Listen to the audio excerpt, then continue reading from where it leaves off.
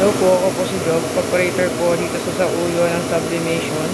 Ito po yung moto na nasa CPD2. Ito po yung printer head area. Ito naman po yung capping. Head clean.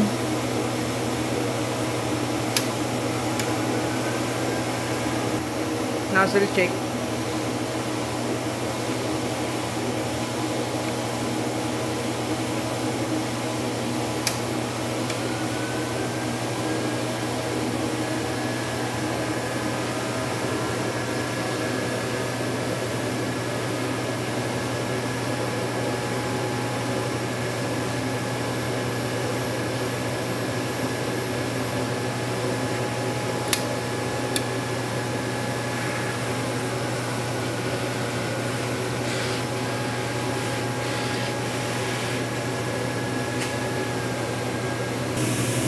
Bali ink level po nasa tama lang.